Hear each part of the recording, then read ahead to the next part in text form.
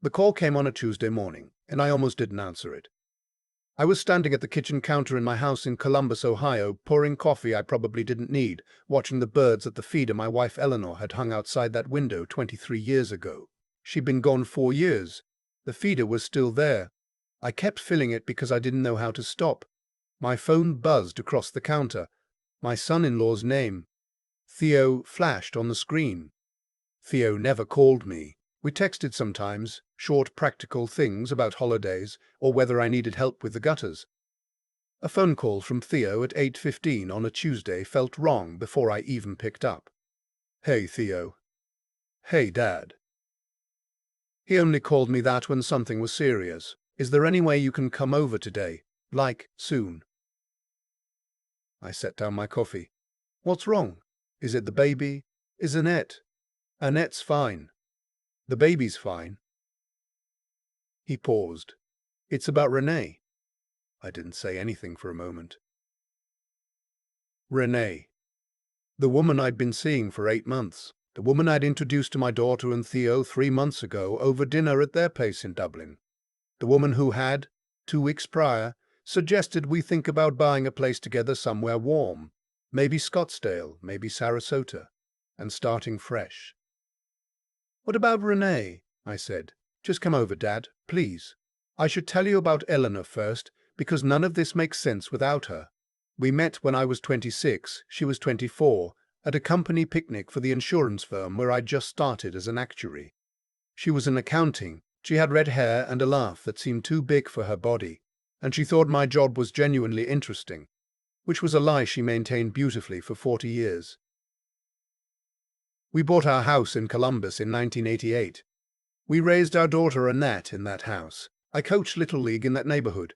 Eleanor ran the church bake sale every November. We had the same neighbors on both sides for 31 years. When Eleanor got sick, ovarian cancer, diagnosed in the spring of her 63rd year, I took early retirement from the firm and became her full-time caretaker. 14 months. I would do all 14 of those months again without a second's hesitation. And I would also tell you honestly that by the end of them I was a person I barely recognized. Grief does that. It doesn't just take the person you love, it takes the version of yourself that only existed because of them. After Eleanor died, I rattled around that house for 2 years. Annette lived 20 minutes away and checked on me constantly, maybe too constantly, the way you hover over someone you're afraid might fall.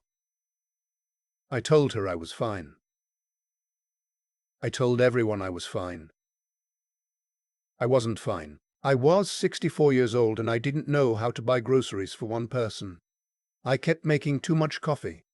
My doctor suggested a grief support group at Riverside Methodist. I went because I didn't know how to say no to my doctor, who reminded me of Eleanor in the way she didn't let me get away with anything.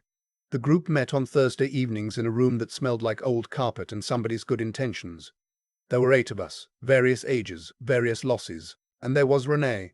She was 58. Widowed, she said, 3 years prior.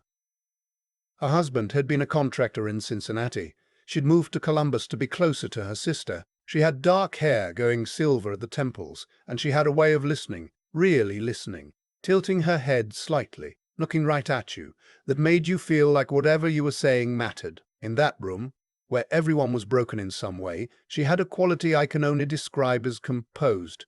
Solid, like someone who had been through the fire and come out the other side knowing exactly who she was. I fell for it. I fell for it. I'm not ashamed to say it even now. We started getting coffee after the Thursday meetings, then dinner. By month 3, she was coming to my house on weekends and I was driving to her apartment in Worthington on Wednesday evenings. She cooked for me. Really cooked. The kind of meals that take all afternoon. She asked about Eleanor with what seemed like genuine tenderness, and she listened to my stories about her without flinching or redirecting, the way some people do when the dead come up too much. She seemed to understand that Eleanor wasn't competition. She was just a center of my life for 40 years. I introduced Renee to Annette in January. Annette was 7 months pregnant and probably distracted, and the dinner was pleasant enough. But afterward my daughter called me and said something I filed away without really hearing. "She's very smooth, Dad." "What does that mean?" "I don't know exactly. She's just..." Very smooth. Like every answer she gives is the right answer, you know? Like she's thought about what you'd want to hear.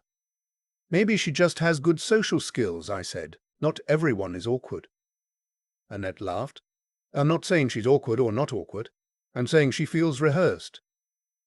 I told her she was being unfair to someone she'd spent 3 hours with. Annette said maybe. We dropped it. The baby came 6 weeks later. A girl, 8 pounds 2 ounces, named Clara after Eleanor's mother, and for a little while everyone's attention went where it belonged. Then Renee brought up Scottsdale. We were sitting on my back porch on a Sunday evening in March, the kind of early spring evening in Ohio that still has teeth in it, and she had her hands wrapped around a mug of tea, and she said it so casually, so naturally, that I didn't feel the weight of it until later. She said she'd been thinking. She said we were both at a point in our lives where it made sense to think about what we actually wanted, not just what inertia had decided for us. She said she had a friend. Her word, friend, who was a real estate developer in Arizona who could help us find something beautiful, something that made sense financially, something we could do together. Together. That was the word that moved me. I hadn't had a together in 4 years. I'd have to sell this house, I said. Or rent it, she said. Or sell it. It's a lot of house for one person. She wasn't wrong. It was a lot of house. The feeder was still on the window and Eleanor's winter coats were still in the hall closet, and I still slept on the right side of a king-size bed because the left side had always been Eleanor's. Let me think about it, I said. Of course, she said. There's no rush. But 2 weeks later, I called my real estate agent anyway. I just wanted to know what the house was worth. That's what I told myself. I just wanted to know. Theo met me at the door when I arrived at his and Annette's house that Tuesday morning. He looked like he hadn't slept.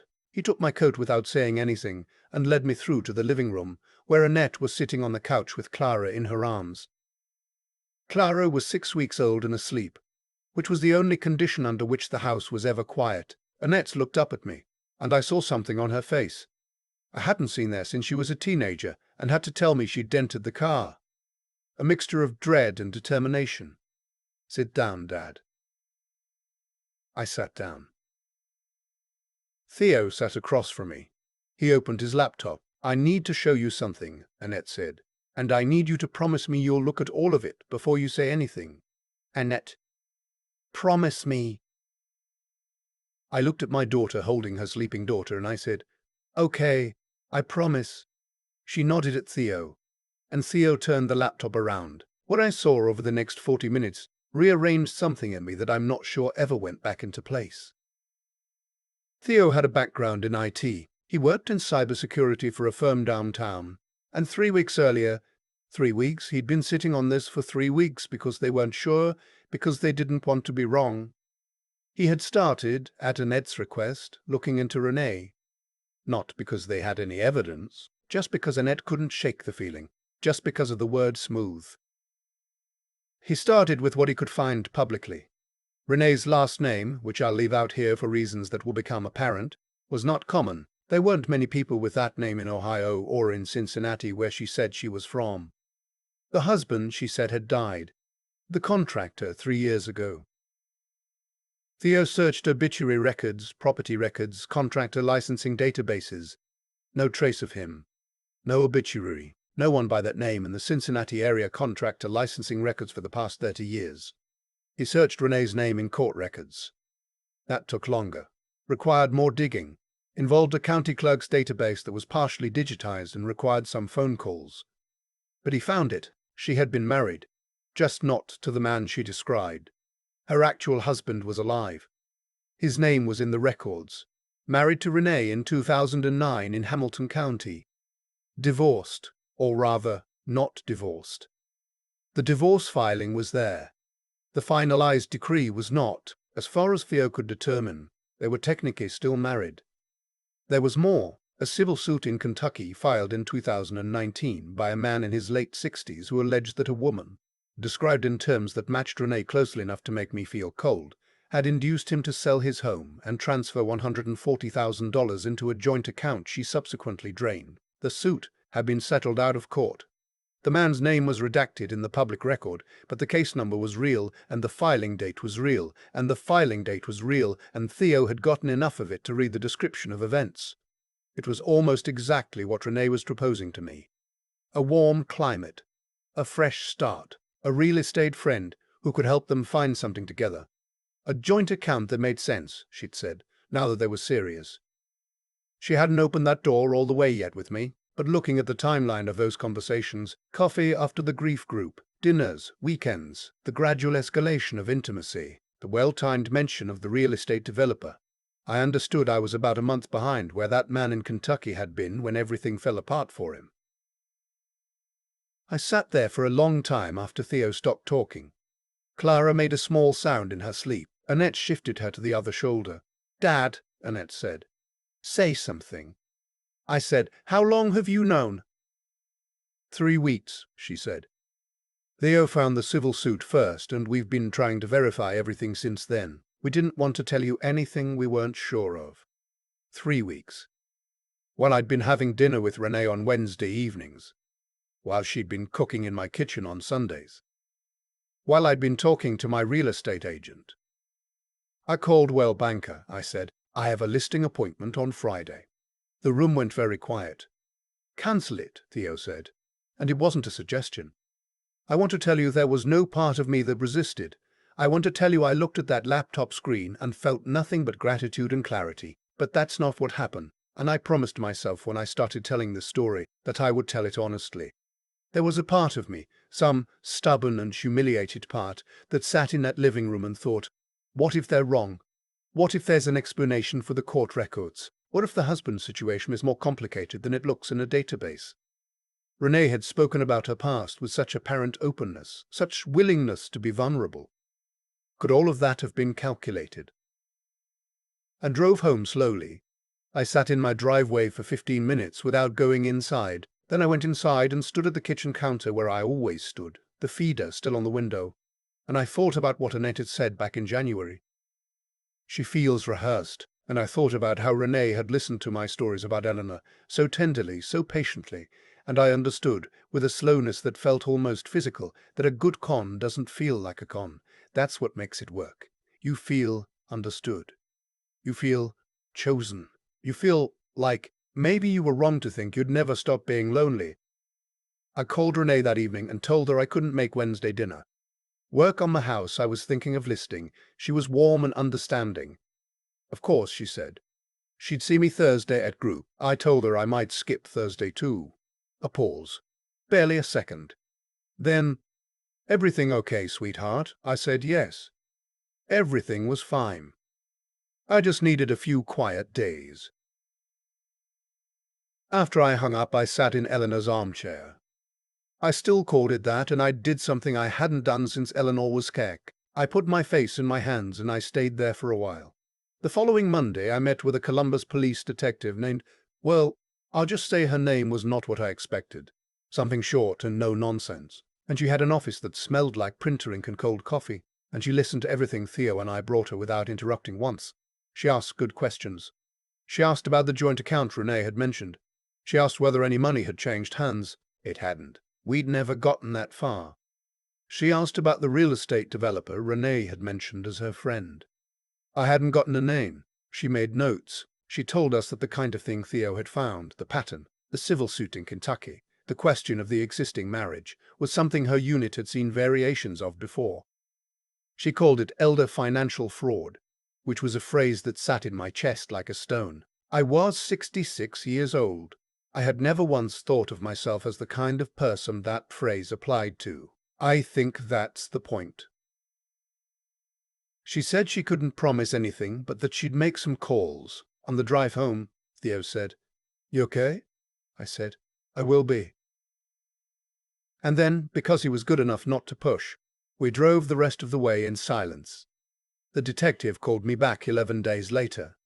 In that time, I had not contacted Renee. She had texted twice, warm, unconcerned texts, nothing that looked like someone worried they'd been found out. That almost made it worse. The detective had been in contact with her counterpart in Hamilton County and with a detective in Jefferson County, Kentucky, who had worked the civil case I mentioned. Renee was known.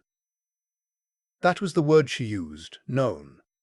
There was an open inquiry into 2 other cases in the Midwest. My situation, the pattern, the grief group. It fit.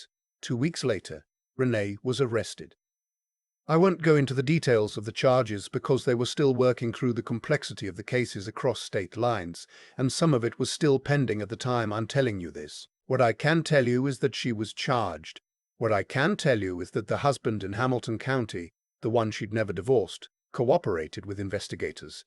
What I can tell you is that she had done this before, and the man in Kentucky was not the first. The grief group at Riverside Methodist went on without her. I went back after a month away. It felt strange at first, and then it felt necessary. There's a woman there who lost her husband to a heart attack 2 years ago. She has 5 grandchildren and a garden she can't seem to stop expanding. And she makes me laugh in a way I hadn't expected. We're just friends. I want to be clear about that, but friendship right now feels like more than enough. My house is still on the right side of the Columbus market, according to Caldwell Banker, who I did not call back for the listing appointment. I cancelled Friday. I've since told him I'm not selling, not now. He took it well. Real estate agents in Columbus are patient people. Eleanor's winter coats are still in the hall closet. I've been thinking about donating them, the way you think about something for a long time before you do it. The feeder is still on the kitchen window. I filled it this morning. Black oil sunflower seeds, what Eleanor always used, and there was a pair of cardinals there when I got back from getting the paper. The male bright red against the grey Ohio morning. The female a quieter rust brown beside him. I stood at the counter and watched them for a long time. Annette brought Clara over last Sunday. She's not sleeping through the night yet, but she's starting to track faces, starting to smile at things.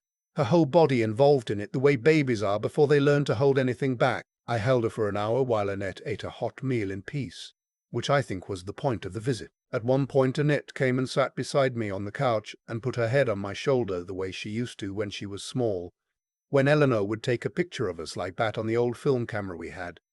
"You doing okay, Dad?" "Yeah," I said. "I really am." She squeezed my arm. Clara grabbed my finger in her sleep and held on with that absolute, uncalculating grip that babies have, the kind that doesn't know yet how to want something from you. It just holds.